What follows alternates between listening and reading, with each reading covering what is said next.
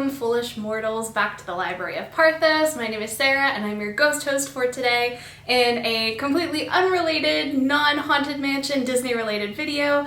Today we are actually going to be talking about the book Gallant by V.E. Schwab. This is the first book that I've read by V.E. Schwab, and if it is any indication of the quality of her work, then I am absolutely a fan. I have absolutely no criticisms for this book. It was absolutely amazing, and I'm so happy to be able to share it with you. So, as always, I will go through a quick spoiler-free summary of the story, and then I will get into some of my thoughts, spoilers included. So if you are planning on reading it and don't want the end to be ruined, or you're just a person who doesn't like spoilers, then feel free to skip to the end of the video when we get to that part. So the main character for the story is named Olivia Pryor. She is a mute orphan who lives at a school for girls. And as she is kind of getting to the point where she's going to be either placed somewhere or just she isn't really going to belong at the school for very much longer, she receives a letter from her uncle saying, "We have looked for you and we would love for you to come live with us at Gallant." And so she does go to live with her family at Gallant, and when she is there she uncovers some of the secrets of the house and of her family. So that's about it, spoiler free. I don't really want to ruin much. Okay, so getting into some of my thoughts and some of the spoilers. First of all, this book really gave me like Stranger Things, Over the Garden Wall kind of vibes. I'm so glad I read it in the fall. It was like a perfect mood setter for getting into spooky season. And I feel like there's another book or movie or show that I have seen or read that really reminded me of this story, and I cannot figure out what it is. I've asked a couple of people and they've all said Stranger Things when I've kind of explained the plot of the story. This morning I was thinking maybe I'm just thinking of the necromancer from The Hobbit. I'm not sure if that's kind of a big jump to get from this story to that one, but if this like reminds you of anything that you've read or seen or whatever, please let me know in the comments, because I have been like racking my brain to try to figure this out. And I know like this is kind of a common trope in books, but there's something is like sticking out and it's on the tip of my tongue and I can't figure out what it was. So anyway, that's like the kind of vibe. So basically, as maybe you get the idea from the cover art, there is a shadow world. So everything has basically a mirror copy of itself, essentially like the Upside Down. However, some of the shadows are empty and some of them are not.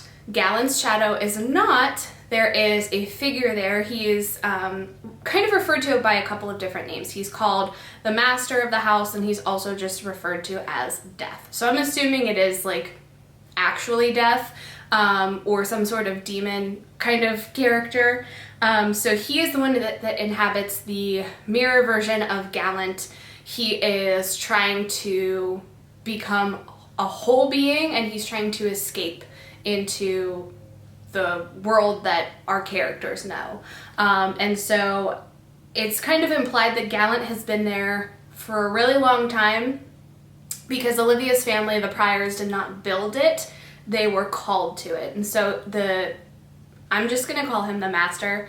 The Master speaks to some of the characters in dreams, in sleep. If your mind is very weak, like if you haven't been sleeping a lot, he can kind of start to control the things that you do. And so in some capacity, he called them to Gallant, where he's kind of feeding off of their life force. And at one point, he tried to escape, and some of the Pryors sacrificed themselves to keep him in the shadow realm version of Gallant, and others sealed a gateway with their blood. And so the Pryors are kind of it's only their blood that is really keeping him in or allowing him out. And so when Olivia gets to Gallant, there are a lot of secrets around what's going on. People aren't giving her information, but she can tell that something's kind of off. And there's a wall outside that just kind of ends, but there's an iron gate inside the wall. So From the very beginning of the book, you find out that Olivia can see these ghouls that are around the school, and then she sees more of them at Gallant. I think it's really cool the way that they're described, because she doesn't see, it's not the entire like person. She doesn't just see like a ghost figure, she just sees like bits and pieces of them. So she'll see like an elbow and like part of a face. I think the way that the ghouls are described is really interesting. And she is able to, if she feels uncomfortable by them, which she's just kind of used to them at this point, she's able to stare at them and kind of tell them to go away. So when she gets to Gallant, everyone says, you know, stay away from the wall, don't go near the gate, and of course she doesn't. So she has this journal from her mother. It's the only thing that she knows of her mother is what is inside this journal, and it's a mix of some drawings and some different like musings and writings. Some of it makes sense, some of it doesn't. While at Gallant, where her mother grew up, she finds another one of her journals that seems to make a little more sense, and through the journal she finds out that her mother also was given the same warnings. And she wrote at one point that I went over the wall and I met death, or I saw death. I can't remember exactly how she worded it. But then you learn a little bit more about the other side of the wall from her mother's journal. So Olivia learns that while her mother was on the other side of the wall, there was a shadow guard who let her go. And she was very thankful for that. So she wrote him a note one day, and he wrote back. And they communicated through this journal back and forth through the door in the wall for a period of time, and eventually he left with her and Olivia was born. So that part of the book I thought was so cool, because throughout the story you get to see some like pieces of her mother's journal, and you get to see some of the drawings, and they're not really like drawings that you can make any sense of. They're just kind of like ink blot, like scribble kind of things. And eventually then you do find out, when you learn the true story of the journal, you find out that those drawings are what her father made, the shadow on the other side of the wall.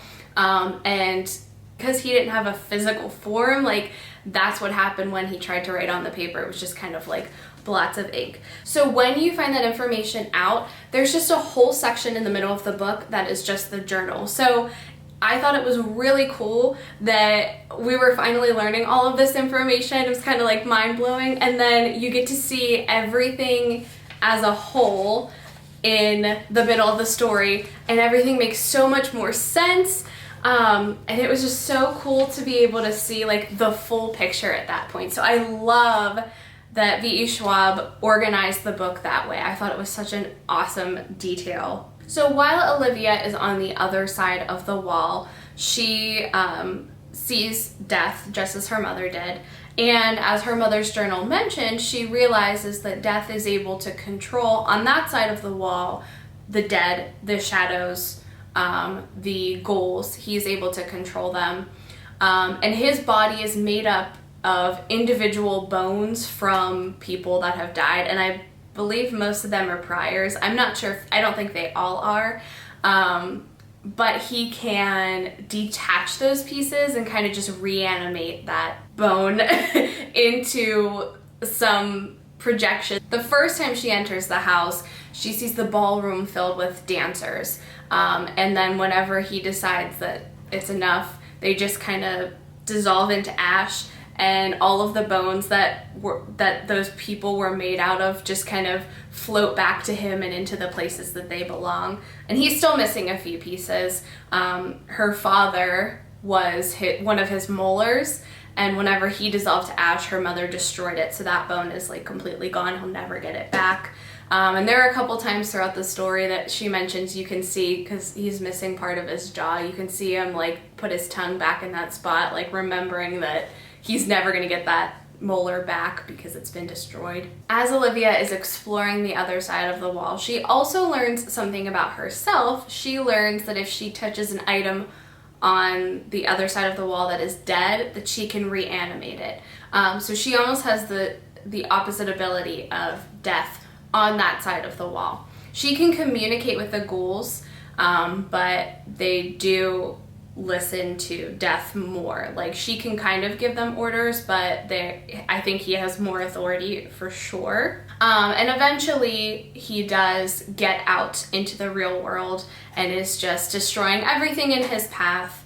But Olivia realizes that because she is from both sides of the wall, her mother was from the real world and her father was from the shadow realm, that she has control over the ghouls in the real world where Death does not. So she's able to utilize them to get him back over on his side of the wall, seal the door again, and kind of keep everything at bay for the time being. Now, when the story ends, she does mention that if he is Death, truly there's no way to kill him, you can just banish him. So I believe that's the resolution of the story. I don't really think that it was meant to be a cliffhanger in any way, but she then eventually does get to live at Gallant and has found family in the people that are still there.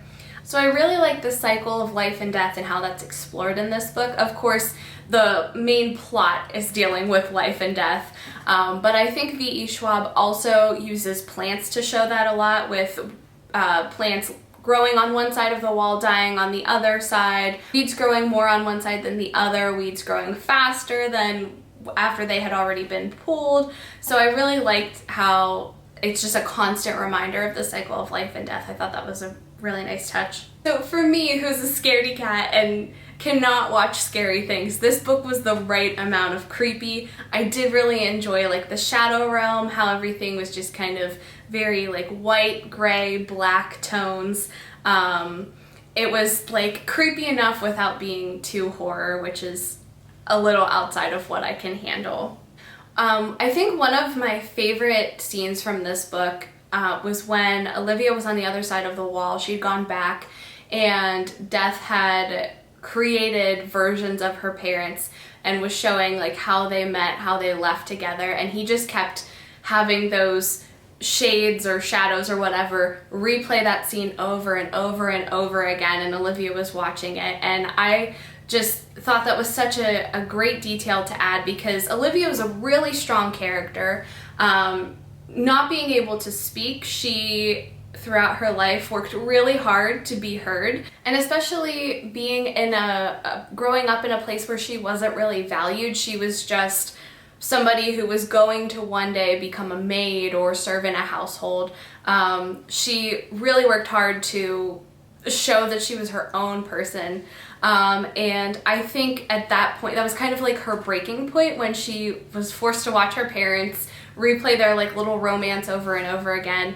And I think that's when she really came into her own and understood that she had power and she was able to use it. And I really liked the found family trope and how it worked with the characters in this story.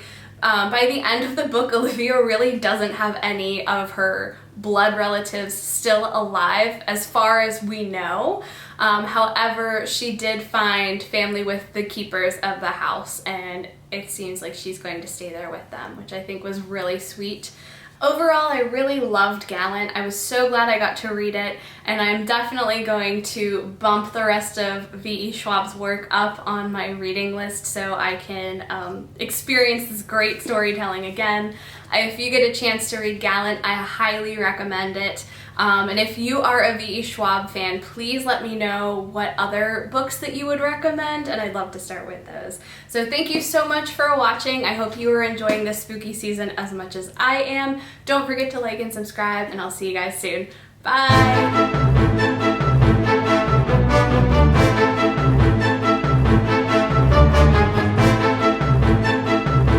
Who is a scaredy cat? This book was like the right amount of... A cat literally just walked across my front porch. I don't have a cat. Oh my gosh. Okay. Whew.